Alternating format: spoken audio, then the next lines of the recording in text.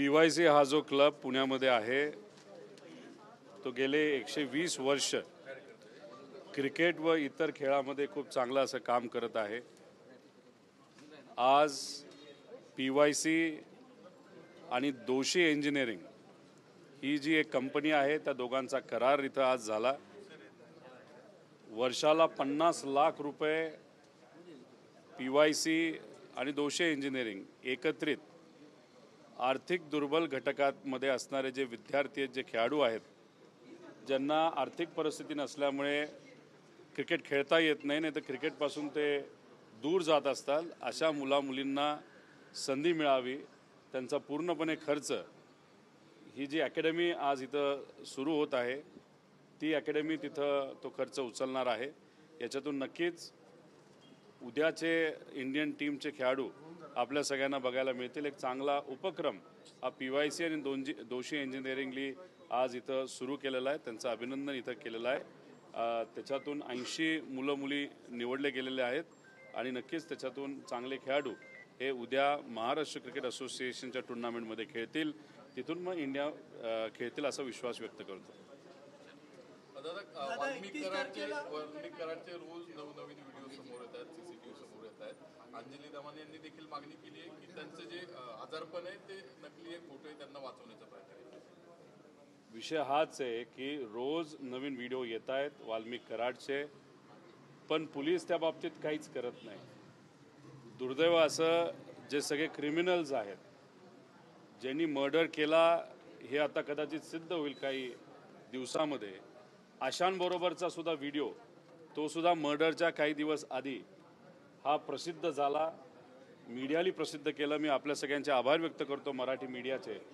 पण तो प्रसिद्ध झाल्यानंतर दुसऱ्या दिवशीच कोर्टामध्ये जेव्हा खऱ्या अर्थाने बाजू मांडण्याची वेळ होती तेव्हा पोलिसांनी न व्हिडिओबद्दल काय बोलले, न तिथं योग्य पद्धतीची बाजू मांडली, शांत बसले आणि 5 मिनिटांमध्ये हिअरिंग संपवून तिथं त्या व्यक्तीला म्हणजे वाल्मिक कराडला तिथं ज्युडिशियल कस्टडी तिथं मिळाली। आणि ती मिळाल्यानंतर असं जसं टप्प्याटप्प्याने होत असतं की मग आता बेलसाठी त्यांनी अप्लाय केला, ठीक आहे, अप्लाय केला, तो माघार घेतला, मग आता आपल्याला तिथं चांगल्या ठिकाणी राहता यावं, नाहीतर सिंपती मिळावी यासाठी पोट दुखतंय, डोकं दुखतंय, बरंच काय दुखतंय। आता विषय एवढाच आहे, खरंच दुखत असेल तर काळजी घ्यावी, इंजेक्शन एखादं तिथं देऊन त्यांना नीट करावं। पण जो देशमुख परिवाराला न्याय मिळाला पाहिजे तो मिळण्यासाठी सरकार कुठंतरी आता कमी पडत आहे। तिथं जो काय फॉलोअप होतोय तो फॉलोअप होत नाही। सुरुवातीला जोर दाखवला, पण आता दोन्ही SIT घ्या नाहीतर तुम्ही जी CID घ्या, याच्यामध्ये हे सरकार आता कमी पडत चाललंय। सरकारला कदाचित असं वाटतंय की हळूहळू लोकच हा विषय विसरून जातील आणि त्याच्यामध्ये मग राजाला असं वाटतंय की आपला जो सुभेदार आहे त्याला आपल्याला वाचवता येईल, असं कुठेतरी चर्चा आता लोकांमध्ये सुरू झाली। बघा, आजारपण असेल तर ठीक आहे, लगेच क्युअर करा, काय जे काय तुम्हाला औषध पाणी करायचं ते करा, पण मग लगेच कारवाई तरी चालू तुम्हाला ठेवता येईल। पण आज चर्चा जी घटना घडली त्याच्यावर कमी आणि आजारपणावर जास्त होते। सहसा जर आपण बघितलं तर अशी एखादी घटना असेल, बेल पाहिजे असेल, नाही तर कुठं काय पाहिजे असेल तर मग क्रिमिनल लोक तिथं आजारी पडतात।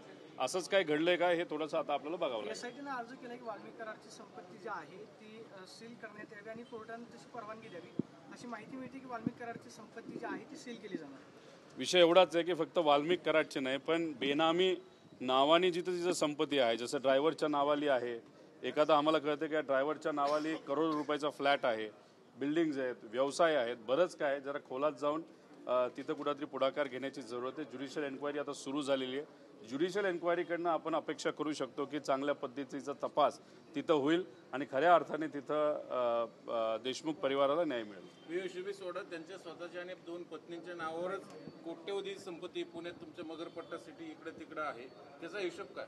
मला जे कळतं की मगरपट्ट्यामध्ये कुठेही त्यांची प्रॉपर्टी नाही, पण दुसऱ्या काही बिल्डिंग्समध्ये आहे असं तिथं आम्हाला कळत आहे। आता विषय एवढाच आहे, आम्ही हेच म्हणतोय की बेनामी नावावर काय शेवटी तिथं बऱ्याच लोकांच्या नावावर बरीच संपत्ती आहे।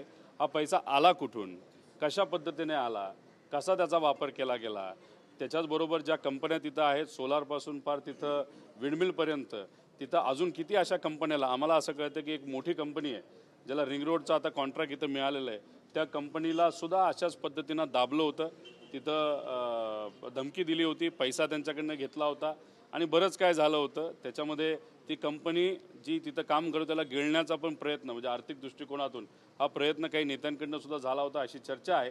आता हे जे काय आहे हे योग्य नाही ना. हा जो खोटा पैसा आहे, दडपशाहीचा पैसा आहे, गुंडाशाहीचा पैसा आहे, लोकांना दाबून लोकांना भीती दाखवून त्यांच्या स्वस्तात प्रॉपर्ट्या ज्या तिथं घेतलेल्या आहेत ह्या सगळ्या कुठेतरी आता लोकांसमोर येऊन ज्या लोकांवर आतापर्यंत न्याय झालाय आणि अन्याय झालाय त्यांना न्याय देण्याची जरूरत आहे. दादा कोणती नेमकी ही रिंग रोडची कंपनी आहे आणि नेमकं काम पुणे जिल्ह्यात बऱ्याच ठिकाणी सुरू आहे, थोडं डिटेलमध्ये सांगाल?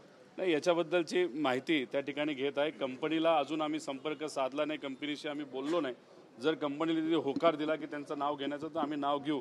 पण एक मोठी कंपनी आणि एक फक्त आहे की रिंग रोड इथं जो पुण्याचा आहे त्याच्यामध्ये ती कंपनीला कॉन्ट्रॅक्ट आता मिळालेला आहे. जितेंद्र आव्हाड बोलताना असं म्हणाले की अक्षय शिंदे एन्काउंटर जे झालेलं होतं त्या प्रकरणामध्ये त्यानं बलात्कार केलेलाच नव्हता, दुसरं कोणीतरी केलेला आहे, त्याला वाचवण्यासाठी हा एन्काउंटर जो आहे तो करण्यात आला असावा. सुरेश दस असं म्हणाले की हे वक्तव्य आव्हाडांनी केलं म्हणून मी आज मुंबईतल्या मोर्चाच्या स्टेजवर गेलो. माझं एकच मत आहे की जर कुणी बलात्कार केला असेल तर त्या व्यक्तीवर कारवाई ही झालीच पाहिजे. आणि जर तिथं अक्षय शिंदेच्या विरोधात पुरावे असतील तर मग अक्षय शिंदेवर कारवाई व्हायला पाहिजे होती. विषय एवढाच होता की त्या संस्थेमध्ये अजून बरंच काय चालू असावं अशी चर्चा आहे. लहान मुलींवर अशा पद्धतीने याच्या आधीसुद्धा अत्याचार झाले होते का, त्याच्यामध्ये मालक आहेत का, त्याच्यात व्हिडिओ काढलेत का त्या मुलींचे, ह्या सगळ्या गोष्टीत खोलात जाऊन बघायला पाहिजे होतं. पण ते बघण्याच्या आधीच कोर्टाने जसं सांगितलं तसं वरून कुठून तरी दबाव आला आणि पोलिसांनी मुद्दामून अक्षय शिंदेला तिथं मारलं. त्याचा अर्थ असा निघतो की अक्षय शिंदेला बरंच काय माहीत होतं आणि त्याच्यात मोठ्या लोकांची नावं बाहेर आली असती, ज्याच्यामध्ये व्हिडिओ पण असतील, अश्लील व्हिडिओ असू द्या, अशा लहान मुलींवर अत्याचार झालेले आणि ते बाहेर येऊ नये म्हणून कदाचित अक्षय शिंदेला मारलं असावं असा चर्चा ही लोकात नक्कीच सुरू झालेली आहे. जरांगे आज उपोषणाला बसलेले आहेत, त्यांच्या मागण्या आणखीन काही वाढलेल्या आहेत. आमचं एकच मत आहे की आता सगळ्यांना माहिती आहे की आपल्याला जर मराठा समाजाला खऱ्या अर्थाने न्याय द्यायचा असेल तर 50% वर जाऊन आपल्याला आरक्षण द्यावं लागेल. हे आधीपासून आम्ही बोलत आहोत आणि ते जर करायचं असेल तर आपल्याला केंद्र सरकारकडे जावं लागेल. आपल्याला तिथं पार्लमेंटमध्ये अध्यादेश आणावा लागेल, तो तिथं स्वीकारावा लागेल, पास करावा लागेल आणि त्यानंतरच 50% वर आपल्याला आरक्षण देता येईल आणि ते कोर्टात टिकू शकतं. आणि जर कोर्टात टिकणारं द्यायचं असेल तर केंद्राशिवाय पर्याय नाही. इथं जर आपण असंच आंदोलन असू द्या नाही तर असू द्या हे करत बसून हा विषय सुटेल असं मला वाटत नाही. त्यामुळे सगळ्यांनीच कुठेतरी पुढाकार घेऊन विरोधातल्या पक्षांनी असू द्या, सामाजिक कार्यकर्त्यांनी असू द्या, सत्तेतल्या लोकांनी केंद्राकडे जाण्याची जरूरत आहे असं मला वाटतं. आमचं एकच मत आहे की 50% पुढे जाऊन जर आरक्षण टिकणार असेल, हे जर वकिलाला माहिती, कोर्टाला माहिती, लोकांना माहिती, सगळ्यांना माहिती आहे तर मग तो जो पर्याय आहे तो पर्याय आपल्याला स्वीकारून केंद्र सरकारकडे जाऊन 50% पुढं आरक्षण वाढवण्यासाठी आपल्या सगळ्यांना प्रयत्न करावेच लागतील. दादा, राज्य महिला आयोगाचे अध्यक्ष रुपाली चाकणकर यांनी सुप्रिया सुळे यांच्यावर टीका केली आहे.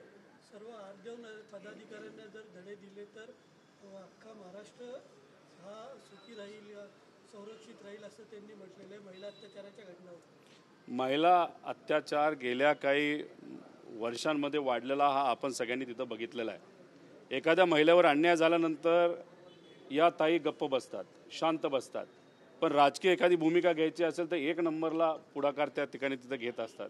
माझं एकच मत आहे की तुम्ही महिला आयोगाचे प्रमुख आहात, तसं बघितलं तर तिथं राजकारण करणं हे योग्य नसतं.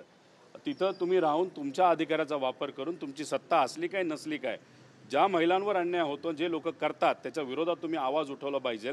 पण कदाचित त्या विषयावर बोलू नका असं कदाचित सत्तेतल्या काही नेत्यांनी त्यांना सांगितलं असावं. आता त्या विषयावर बोलायचंच नसेल तर बोलायचं कसं, तर मग फक्त राजकीय वक्तव्य करायचं हेच काम कदाचित त्या ताई करत असतील असं आपल्याला म्हणावं लागेल.